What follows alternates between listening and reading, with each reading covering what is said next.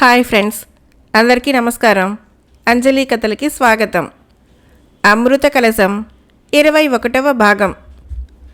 మహేంద్రుడు పెద్ద పెట్టున నవ్వాడు. నేను అడ్డు నిలవకపోయినా కార్యసాధన ముందు నువ్వు ఎన్నో ఇక్కట్లను ఎదుర్కోవలసి వస్తుంది. ముక్కు పచ్చలారని కుర్రాడివి, పెద్దవాణ్ణి, చెప్పిన సలహా పాటించు. అమృత కలశాన్ని యథాస్థానంలో ఉంచి నువ్వెళ్ళు. ఇది నా సలహా మాత్రంగానే స్వీకరించు అన్నాడు మహేంద్రుడు. అసంభవం. కార్యసాధన కొరకు ఎన్ని కష్టాలనైనా సునాయాసంగా ఎదుర్కొంటాను అని గిరిధర్ అనగానే, కర్మఫలితం ఎవరైనా అనుభవించి తీరాలి, తప్పదు అని చిన్నగా నవ్వి గిరిధర్ను చూశాడు. నా అభ్యంతర వచనాలు నీ పనులకు ఆటంకపడవు, స్వేచ్ఛగా వెళ్ళిరా తిరిగి అని తన దాన్ని తాను వెళ్ళిపోయాడు మహేంద్రుడు. గిరిధరు శరీరం తేలిక చేసుకుని అమృత కలశాన్ని తృప్తిగా ముద్దు పెట్టుకున్నాడు. అనంతరము తన దారిన తాను స్వేచ్ఛగా నడిచి వెళుతున్నాడు. అతను ఆకాశ వీధిలో వేగంగా నడిచి వెళుతున్నాడు. అది అతని శక్తి కాదు, పరబ్రహ్మ మహర్షి మంత్రశక్తికి కారణమైంది. వేగంగా నడిచి వెళుతున్న గిరిధర్కి చుట్టుపక్కల నుంచి పెద్ద పెట్టున వికటాట్టహాసం వినిపించింది. పరిస్థితి అర్థము కానట్లు గిరిధర్ ఆగి చుట్టూ కలియ చూస్తున్నాడు. శూన్యలోకంలో నవ్వులు మాత్రం చుట్టూ ప్రతిధ్వనిస్తున్నాయి. మనిషి కనబడటం లేదు. గిరిధర్లో ఆలోచన బయలుదేరింది. ఏమిటా నవ్వులు? ఎవరు నవ్వేది? ఎందుకు నవ్వుతున్నారు? గబగబా తనను తాను ప్రశ్నించుకున్నాడు. జవాబు చిక్కలేదు. వేగాన్ని పుంజుకొని పరిగెత్తుతున్నాడు. అతని దారికి అడ్డుగా ఇంద్రదూత నిలిచాడు. అతను ఇంద్రదూత అని తెలియని గిరిధరు పరిగెత్తే వేగంలో తూలి పడబోయి ఆగాడు. ఎదురుగా నిలబడి ఉన్న ఇంద్రదూతను ఆశ్చర్యంగా చూస్తున్నాడు. మానవాధమా, నా చెల్లెల్ని మోసగించి ఎన్ని వేల గుండెలతో అమృత కలశాన్ని అపహరించుకుపోతున్నావు? ఎవరు నువ్వు? లేని ధైర్యం తెచ్చుకొని ప్రశ్నించాడు గిరిధర్. నీ పాలిట మృత్యువును. నన్ను వనప్రీతుడు అంటారు. అసలు పేరు మరుగున పడి ఇంద్రదూతగా అధికారాన్ని పొందిన వీరుణ్ణి. ముందా అమృత కలశం ఇలాగివ్వు, లేదా రెప్పపాటు కాలంలో నీ శవం భూమి మీద పడుతుంది. అది నీ వలన అయ్యే పని కాదు. నా దారికి అడ్డులే, లేదా ఒక మానవ వీరుని చేతిలో చిత్తు కాబడిన వాడివని పేరు శాశ్వతంగా నిలిచిపోతుంది. గిరిధర్ సమాధానం ఇచ్చాడు. గిరిధర్ మాటల్ని లెక్క చేయలేదు ఇంద్రదూతగా నిలబడిన వనప్రీతుడు. అతని చేతుల్లోని అమృత కలశం తన హస్తాల్ని అలంకరించాలని శాసించాడు. గిరిధర్ చేతుల మధ్యనున్న అమృత కలశం కదలలేదు. దాంతో గిరిధర్ను ఏదో మహత్తర శక్తి కాపాడుతున్నదని ఊహించాడు. మరికొంత శ్రద్ధగా మంత్రోచ్చారణ చెప్పి తన శక్తుల్ని వినియోగించాడు. అయినా అమృత కలశము గిరిధర్ చేతుల నుంచి విడిపోలేదు. మర్యాదగా దారికి అడ్డు తొలుగుతావా? సరే సరి, లేదా ఇంక నేను సహించను. నిన్ను మట్టుపెట్టి మహాబల సంపన్నుడు, సర్వశక్తి సంపన్నుడు అయినా నిన్ను గెలిచిన కీర్తి కూడా అమృత కలశంతో పాటు తీసుకువెళ్తాను. గిరిధరు సాధించిన విజయం వలన మరింత గర్వం కనబరుస్తూ అన్నాడు. ఇంద్రదూత సహించలేకపోయాడు. అతగానితో యుద్ధం చేసైనా సరే గెలిచి తీరాలనుకున్నాడు. కుడి భుజం మీద ఉంచుకున్న గదా దండంను విసురుగా గిరిధర వైపు విదిలించాడు. గిరిధరు ఎడం చేత్తో అమృత కలశంని భద్రంగా పట్టుకొని కుడి చేత్తో కత్తి పట్టి ఇంద్రదూత మీద కలియబడ్డాడు. ఇరువురు వారి వారి శక్తుల్ని పెంచుకు పోరాడుతున్నారు. జయాపజయాలు ఎవరికి ప్రాప్తిస్తాయో తెలియకుండా ఉంది. క్రమేపీ ఇంద్రదూతదే పై చెయ్యి అవుతున్నది. ఓటమి తను భరించలేకపోతున్నాడు. ఆవేశంతో తనను తాను మర్చిపోయి ఎడంచేత పట్టి ఉన్న అమృత కలశాన్ని వదిలేశాడు గిరిధర్. అమృత కలశము గిరగిరా తిరుగుతూ భూమికి దగ్గరైతోంది. ఆ సంగతి ఇద్దరూ గ్రహించారు. గిరిధరు తన పొరపాటికి గతుక్కుమన్నాడు. అయినా భూమి మీద పడబోయే అమృత కలశంని చూస్తున్నాడు. ఇంద్రదూత అటు వెళ్ళబోయాడు. గిరిధరు అతన్ని పోనీయకుండా తీవ్ర దశన పోరాడుతున్నాడు. గిరగిరా తిరుగుతూ అమృత కలశం వెళ్ళి ఒక పొద పక్కన పడింది. అవతలగా కూర్చొని శరీరాన్ని గోక్కుంటున్న వజ్రకంఠుడు అది చూశాడు. అది అమృత కలశమని గ్రహించాడు. తల ఎత్తి పైకి చూడగా తీవ్రదశలో పోరాడుతూ వస్తున్న ఇంద్రదూత, గిరిధర్లు కనిపించారు. ఆ ఇద్దరు వజ్రకంఠునికి అపరిచిత వ్యక్తులే. అయినా అమృత కలశం కోసం వాళ్ళు వస్తున్నట్లు అర్థమైంది. తన కుష్ఠురోగం విముక్తుడవటానికి అమృత కలశం ఏమైనా ఉపయోగపడుతుందేమోనన్న ఆశ కలిగింది. వెనక ముందు ఆలోచించలేదు. దగ్గరలో ఉన్న అమృత కలశాన్ని అందుకొని తన ఓపికను గురించి అంచనా వేసుకోకుండా ఒంట్లో శక్తిని అంతటినీ కూడదీసుకొని పరిగెడుతున్నాడు వజ్రకంఠుడు. అమృత కలశము వజ్రకంఠుడు చేజెక్కించుకొని పోయినట్లు ఆ ఇద్దరిలో ఎవరూ చూడలేదు. ఇద్దరూ భూమి మీదకు దిగారు. తీవ్రదశన పోరాడుతున్నారు. ఇంద్రదూత ఆ సందర్భంలో అమృత కలశం గురించి పట్టించుకోలేదు. ఒక మానవాధమునితో తను అంతసేపు పోరాడటం చిన్నతనం అనిపించింది. తన శక్తుల్ని అన్నీ ఉపయోగించుకున్నాడు. గిరిధర్కు తల తిరిగింది. భూమి ఆకాశాలు ఏకమైనట్లనిపించి తూలిపడిపోయాడు. ఆ వెంటనే విజయగర్వంతో ఇంద్రదూత తన అనుచరుణ్ణి పిలిచాడు. అనుచరుడు అతని ఎదుట చేతులు కట్టుకొని నిలబడ్డాడు. ఈ మానవుణ్ణి తీసుకువెళ్ళి బంధించు. రేపటి దినం విచారణ జరిపి అమృత కలశం అతని ద్వారానే తిరిగి తెప్పించాలి అని అరిచి విసురుగా పైకి ఎగిరి ఆకాశ మార్గాన్ని అనుసరించాడు ఇంద్రదూత. ఇంద్రలోక భటుడు గిరిధర్కి స్పృహ లేకుండా చేసి భుజాన వేసుకుని వేగంగా ఆకాశ మార్గం పట్టాడు. అమృత కలశం చేజెక్కించుకున్న వజ్రకంఠుడు ప్రతి క్షణము వెనక్కి తిరిగి చూస్తూ ముందుకు పరిగెత్తుతున్నాడు. అతనికి వెనక చూపే కానీ ముందు చూపలేదు. ఆ సందర్భంలో అప్పుడే నదీ స్నానం చేసి తిరిగి ఆశ్రమానికి వెళుతున్న భగవతిని ఢీకొన్నాడు. భగవతి త్రుళ్ళిపడి ఆగి అతన్ని చూసింది. అప్పటికప్పుడే వజ్రకంఠుడు కుష్ఠురోగం నుంచి విముక్తుడైనాడు. తన యథారూపాన్ని పొందాడు. తనను తాను చూసుకొని ఎంతగానో ఆశ్చర్యపడ్డాడు. భగవతికి పరిస్థితి బోధపడక నొసలు చిట్లించి ఆశ్చర్యంతో యథారూపంలోకి మారిన వజ్రకంఠుణ్ణి, అతని చేతిలో ఉన్న అమృత కలశాన్ని చూస్తున్నది. మీరెవరో మహాపతివ్రతలు, మీ వలన నాకు శాప విమోచనమైంది అని మొదలుపెట్టి తాను శాపగ్రస్తుడు అయిన దగ్గర్నుంచి అప్పటి వరకు జరిగిన కథనంతా విడమర్చి చెప్పాడు. భగవతి పెదాల మీద చిరునవ్వు చిన్నగా దొర్లింది. వజ్రకంఠుడు ఆనంద పరవశుడైనాడు. అమృత కలశంను పక్కన పెట్టి భగవతి పాదాలకు నమస్కరించి ఆమె పాదధూళిని శిరస్సు మీద ఉంచుకున్నాడు. తల్లి, నాకు యథారూపంని ప్రసాదించిన తామెవ్వరు, తమ నివాసమెక్కడా అని అడిగాడు. నేను పరిత్యాగి మహర్షి అర్ధాంగిని. సప్తగిరి పర్వత పంక్తుల ప్రాంతాన నివాసం. పతి పాద పద్మాలను మినహా ఏ ఇతరాలని ఇంతవరకు తాకి ఎరుగను. నా వలన నీకు శాప విమోచనం కలిగిందంటే ఆనందించదగినదే. రానాయనా, మహర్షిని సందర్శించి వారి ఆశీస్సులు పొందుదువుగాని అని చెప్పింది భగవతి. వజ్రకంఠుడు అంగీకరించాడు. అవతలగా పెట్టిన అమృత కలశం కనిపించలేదు. ఆ అమృత కలశాన్ని భగవతి మాయం చేసి ఉంటుందని అనుమానించాడు. కానీ నిజాలు తెలుసుకోగలిగిన శక్తి అతనిలో లేదు. రెప్పపాటు కాలం యోచించాడు. అమృత కలశం గురించి అడిగాడు. ఆమె తనకు తెలియదని చెప్పింది. అయినప్పటికీ వజ్రకంఠునిలో అనుమానం పోలేదు. అపహరించింది భగవతేనని పూర్తిగా తీర్మానించుకున్నాడు. మళ్ళీ అడిగాడు. తనకు తెలియదంది భగవతి. వజ్రకంఠుడు సహించలేకపోయాడు. ఆమె కంఠాన్ని గట్టిగా పట్టి తీవ్రంగా అడిగాడు. ఆమె తెలియదంది. అతన్ని విదిలించుకుంది. అక్కడి నుంచి వేగంగా పరిగెత్తుతోంది. వజ్రకంఠుడు ఆమెను విడవకుండా వెంటాడుతున్నాడు. భగవతి తన ఆశ్రమం చేరువలో ఉంది. వజ్రకంఠుడు ఆమెను సమీపించి పట్టుకోబోయాడు. భగవతి అప్పటికప్పుడే విషసర్పంగా మారి ఎదురు తిరిగి వజ్రకంఠుణ్ణి కాటువేయబోయింది. వజ్రకంఠుడు వెనక్కి తిరిగి పరిగెత్తుతున్నాడు. పాము మెలికలు తిరుగుతూ అతన్ని వెంటాడుతోంది. పాములాగే వజ్రకంఠుడు కూడా మెలికలు తిరుగుతూనే పరిగెత్తడంతో పాము అతన్ని చేరలేకపోయింది. పాము ఆగి పడగెత్తి చూసింది. అప్పటికే అతను చాలా దూరం వెళ్ళాడు. పడగ ముడిచి వెనక్కి తిరిగింది. 10 బారలు వెళ్ళటం తడువుగా పాముకు నాగస్వరం వినిపించింది. పాము ఆగింది. పడగ విప్పి ఊగిసలాడిపోతున్నది. పాము బూర శ్రావ్యంగా ఊదుతూ పాములవాడు అక్కడికి వచ్చాడు. పాముని చేతికి చుట్టుకొని ఎటో వెళ్ళిపోయాడు. వజ్రకంఠుడు పరిగెత్తుతూ తల తిప్పి చూశాడు.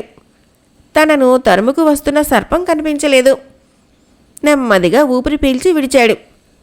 గబగబా నడిచి తాను సంజయుడు ఉండేటందుకు గాను ఖాయపరుచుకున్న శిథిలమైన శివాలయం దగ్గరికి వెళ్ళి ఆగాడు. తనను తాను చూసుకొని తృప్తిగా నవ్వాడు. గుడిలోకి వెళ్ళాడు వజ్రకంఠుడు. గుడిలో సంజయుడు లేడు.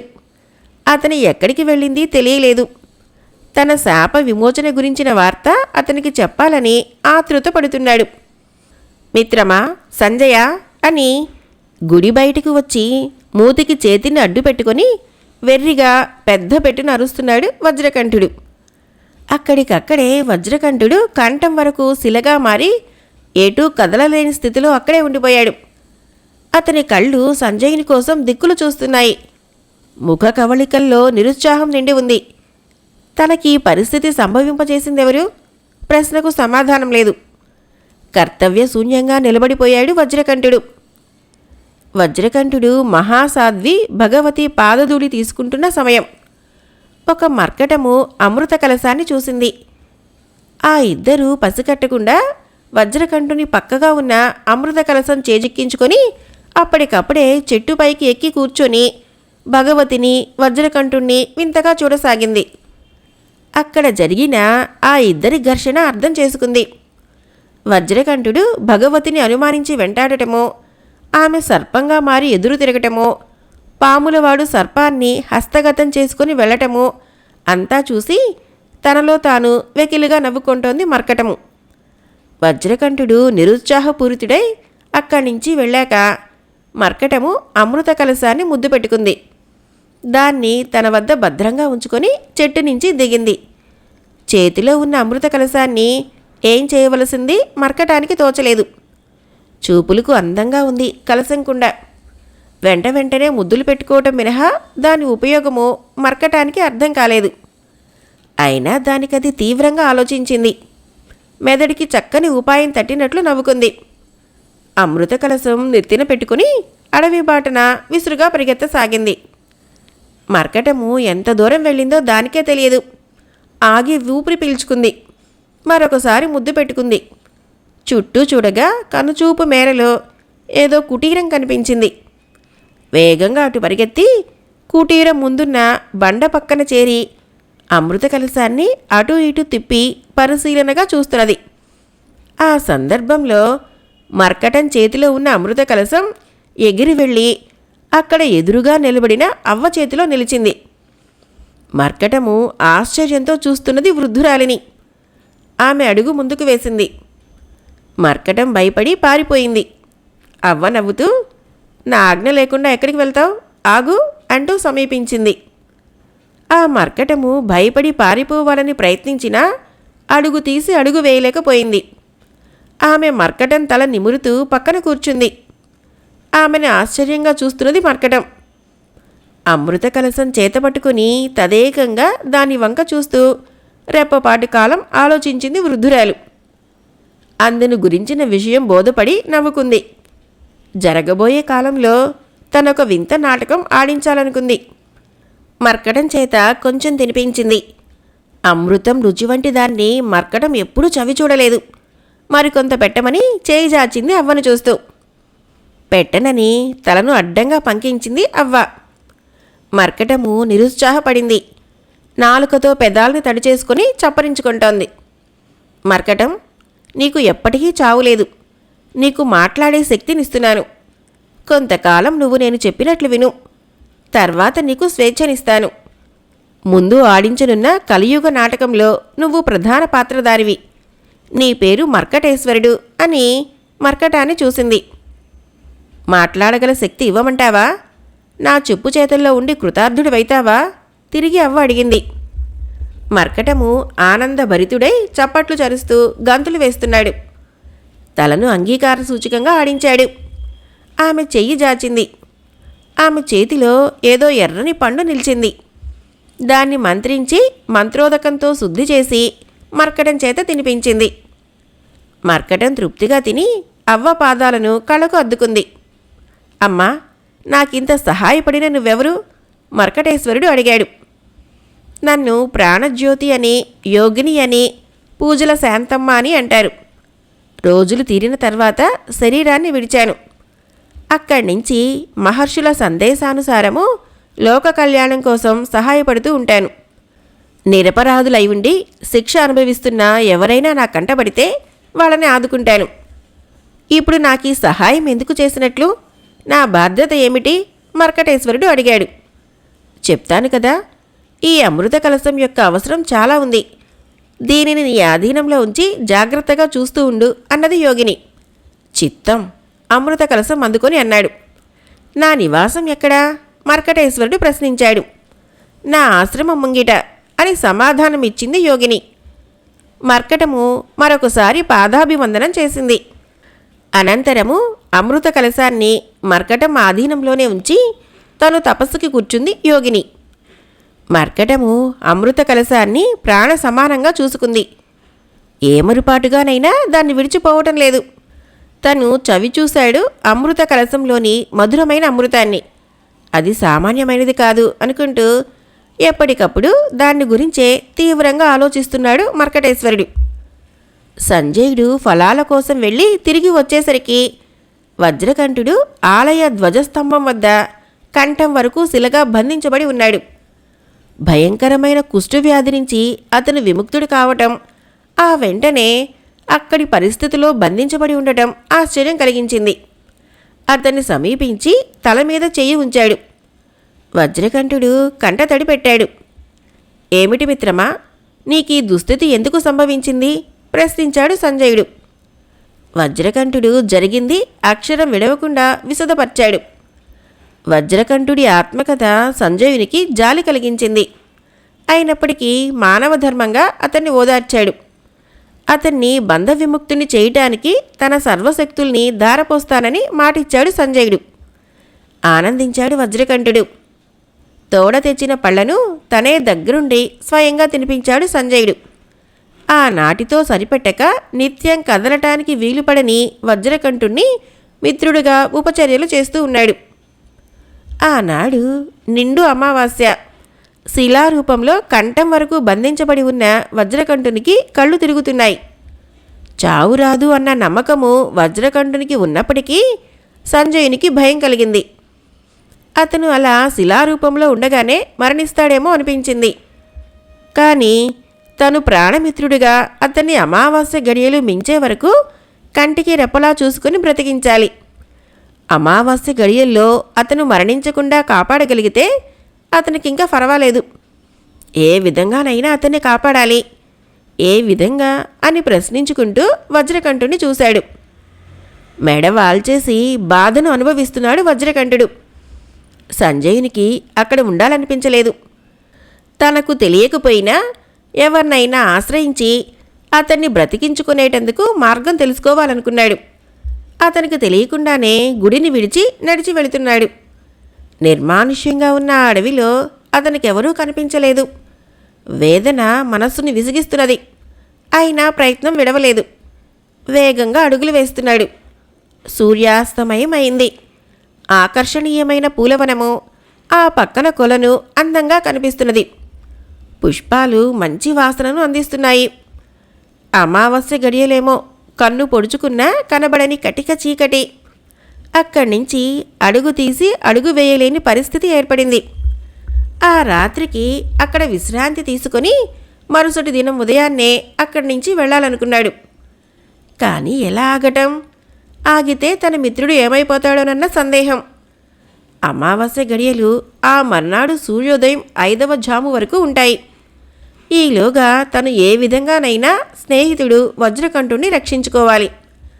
అక్కడ చతికిలబడ్డాడు.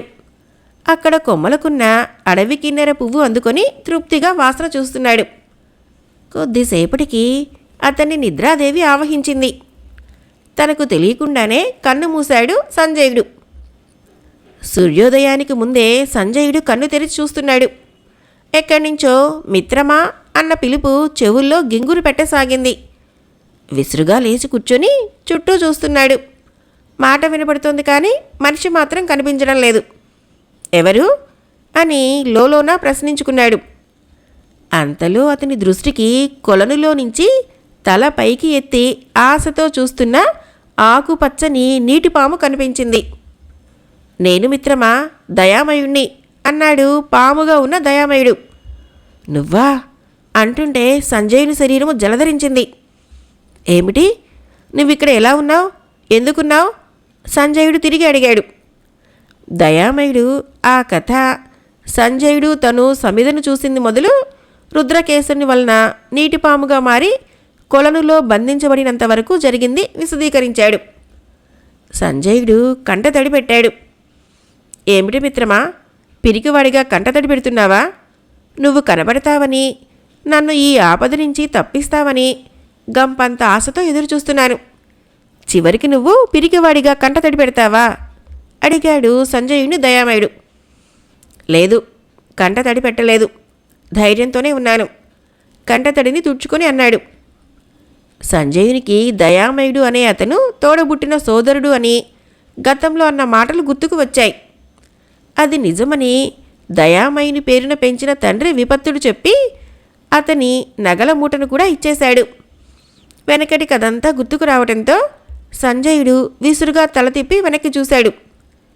తన పోలికలతో ఉండవలసిన సోదరుడు ధనుంజయుడు పాముగా కొలనులో బంధింపబడి ఉండటమా? నిరుత్సాహంతో గట్టిగా నిట్టూర్పి విడిచాడు. ధనుంజయ అన్నాడు అనుకోకుండా నీటిపామును చూసి. అదేమిటి సంజయ, దయామయుడు అన్న పేరును మార్చి ధనుంజయ అంటున్నావు? ఎవరా ధనుంజయుడు? నాలాగా అతను కూడా అని ఏదో అనబోగా. లేదు దయామయ్య, నీ పేరే ధనుంజయుడు. మన ఇద్దరము ఒకే పోలికల్లో ఉన్న స్నేహితులం కాదు, ఏక గర్భవాసాన జన్మించిన కవలలము. వంగ సామ్రాజ్య మహామంత్రి మాండవ్యుని పుత్రులం. దైవం అనుకూలించకపోవడంతో నిన్ను పసితనంలోనే పెద్ద ఆపద నుంచి రక్షించి భూతవైద్యుడు విపత్తుడు కాపాడి పెంచాడు అన్నాడు. అలాగా అన్నాడు పాముగా ఉన్న ధనుంజయుడు. ఆనాటి కథను వివరించాడు సంజయుడు. అనంతరము తన ప్రాణాలనైనా లెక్క చేయక ప్రయత్నించి సోదరుడు అయిన ధనుంజయుణ్ణి రక్షించుతానని, యథారూపంలోకి తీసుకువస్తానని మాట ఇచ్చాడు సంజయుడు. సోదరుడు చేసిన ప్రతిజ్ఞకు సంతోషించాడు ధనుంజయుడు. నిన్ను ఎలాగ ఇక్కడి నుంచి విముక్తిని చేయాలి సంజయుడు అడిగాడు. రుద్రకేశునికి తెలుస్తుంది తిరిగి నా రూపం రావటానికి ఏం చేయాలో అన్నాడు ధనుంజయుడు. ధనుంజయునికి నిజరూపం ప్రాప్తించేలాగున చేయాలనుకున్నాడు సంజయుడు. అతన్ని ఆవేశాన్ని తగ్గించుకోమని కోరాడు ధనుంజయుడు. అందుకు అతను ఆచరించాల్సిన విధానాన్ని వివరించాడు. సంజయుడు తలూపాడు. అతని మస్తిష్కంలో ఒక్కసారిగా ప్రేమించిన రాజకుమారి కాత్యాయని, శిలారూపంలో ఉన్న వజ్రకంఠుడు, నీటిలో పాముగా ఉన్న ధనుంజయుడు ఆలోచనలో పడ్డాడు. ఆలోచనలతో నిండి ఉన్న అతని మెదడు వేడెక్కి వేధించసాగింది. అనుకోకుండా అప్పుడే పూల కోసం వచ్చిన సమిధను చూశాడు. ఆమె ఎవరో తనకు తెలియదు. అయినా అంత క్రితం ధనుంజయుడు చెప్పిన దాన్ని బట్టి కొంతవరకు అర్థం చేసుకున్నాడు. రెప్ప వాల్చకుండా ఆమెనే చూస్తున్నాడు. సమిధ మాత్రం అతన్ని గురించి పట్టించుకోలేదు. తల ఉంచుకొని దృష్టినంతటినీ పూల మీదనే ఉంచి కోసుకుంటున్నది. సంజయ్ని దృష్టి కొలనులోని పాము మీద పడింది. ఆమె వలనే నాకు ఈ ఆపద సంభవించింది. నువ్వు ఆమెను పలకరిస్తే నాతో పాటు నువ్వు కూడా పామై ఇక్కడే బతకాలి. అప్పుడు మనల్ని రక్షించేవాళ్ళు కూడా ఉండరు అన్నాడు తగ్గు స్థాయిలో పాముగా ఉన్న ధనుంజయుడు. ఆమె తల తిప్పి సంజయుడిని చూసింది. నేనెవరో నువ్వెరుగవు.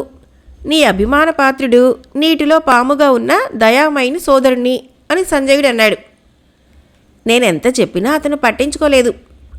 అతనెవరో నాకు నిజానికి తెలియదు అని చెప్పినా అతడు వినిపించుకోలేదు. నా వెంటబడి ఈ స్థితిని తనకు తానే సంభవింప చేసుకున్నాడు అంది సమిధ. నువ్వింతకీ ఎవరో నేను తెలుసుకోవచ్చినా సంజయుడు ప్రశ్నించాడు. మహామంత్రవేత్త రుద్రకేశరుణ్ణి, అనుంగ సోదరిని అని మాంత్రికుడు చెప్పాడా? సమిధ మాటకు అడ్డు తగిలి అన్నాడు కొలనులో పాముగా ఉన్న దయామయుడు. నాకేం తెలుసును? సమిధ సమాధానం ఇచ్చింది. పోనీలే, మావాడే నిన్ను చూసి పొరబడి ఉంటాడు. ఇప్పుడు మావాడికి యథారూపం రావటానికి నువ్వేమైనా సహాయం చేస్తావా ప్రశ్నించాడు సంజయుడు. అది సరే, నిన్ను చూసిన కొద్దీ నాకో సందేహం కలుగుతోంది. నీటిలో పాముగా ఉన్నవాడివి నువ్వు కాదు గదా అని అడిగింది. ఎందుకొచ్చింది ఆ సందేహం? సంజయుడు ప్రశ్నించాడు. పోలికను బట్టి అన్నది. మనిషి పోలిన మనిషి ఉండటం సహజం. అలాగే నిన్ను చూసి అదే పోలికతో ఉన్న తన పరిచయస్తురాలు సమిధ అని మావాడు పొరబడి ఉంటాడని నేను ఒప్పుకుంటున్నాను కదా. నువ్వు చెప్పింది నిజమేనా? సంజయుని మాటకు అడ్డు తగిలి అన్నది సమిధ. సంజయుడు తలూపాడు చిరునవ్వుతో. మీరిద్దరూ అన్నదమ్ములన్నావు? సమిధ ప్రశ్నించింది. మేమిద్దరమే కాదు, మానవ జన్మ ఎత్తిన అందరూ అన్నదమ్ములే. చిన్నగా నవ్వాడు. ఇంతకీ మీ పేరు ఏమిటో చెప్పనే లేదు. ప్రభ. మీ వాడికి తెలుసును, నేను చెప్పాను, వినిపించుకుంటేనా అన్నది సమిధ. మొదటి నుంచి వాడికి ఉన్న అలవాటు అదే. ఎవరు ఏది చెప్పినా వినడు, తనకు తోచదు. ఇలాగే అనవసరంగా ఇబ్బందులు పడుతూ ఉంటాడు అని నిట్టూర్చాడు. జరిగిందేదో జరిగిపోయింది. ఇప్పుడు మావాడు ఈ ఆపద నుంచి ఒడ్డున పడే మార్గం ఉంటే చెప్పండి తిరిగి అన్నాడు సంజయుడు. మార్గం ఉంది, కానీ అది నా వల్ల జరగదు. మా అన్న రుద్రకేశరుణ్ణి ఆశ్రయించి తప్పు ఒప్పుకుంటే కనికరించి విడిచిపెడతాడు అన్నది సమిధ. మావాడు ఎలా రాగలడు? నన్ను రమ్మంటావా? సంజయుడు అడిగాడు. వద్దొద్దు. అక్కడికి ఎవరు వచ్చినా అన్నయ్య ఆగ్రహానికి గురవుతారు. అన్న ఇక్కడికి వచ్చినప్పుడు అడిగితే కనికరించవచ్చు అన్నది. సంజయుడు ఎదురుగా పూలు కోసుకుంటున్న సమిధను, కొలనులోని పాముని మార్చి మార్చి చూశాడు. సమిధ తల వంచుకొని వేగంగా పూలు కోసుకుంటున్నది. సంజయుడు తీవ్రంగా ఆలోచించసాగాడు. సమిధ పూలు కోసుకుంటూనే అప్పుడప్పుడు క్రీగంట సంజయుడిని చూస్తున్నది. అంతలో ఏదో వస్త్రము గాలికి వచ్చి సంజయుడి మీద పడటము, సంజయుడు అక్కడివాడు అక్కడనే అంతర్ధానం కావటము జరిగింది. పూలు కోసుకుంటున్న సమిధ, కొలనులో ఉన్న పాము ఆశ్చర్యంగా చూశారు. అతను ఏమైంది తెలియలేదు. తన అన్నే అతని రాకను పసిగట్టాడని ఊహించింది. తను ఆలస్యంగా వెళితే తన అన్న క్షమించుడని పూల సజ్జతో వెనక్కి తిరిగి చూడకుండా వేగంగా వెళ్ళిపోయింది సమిధ. కొలనులో పాముగా శిక్షను అనుభవించుచున్న ధనుంజయుడు తల ఎత్తి చూడటం మినహా ఏమీ చేయలేకపోయాడు. అమృత కలశం 21వ భాగం సమాప్తం. రేపు తరువాయి భాగం కథ విందాం. ఫ్రెండ్స్, నా కథలు నచ్చినట్లయితే మన ఛానల్ని తప్పకుండా సబ్స్క్రైబ్ చేయండి, లైక్ చేయండి, షేర్ చేయండి, మంచి కామెంట్ చేయండి. Thank you.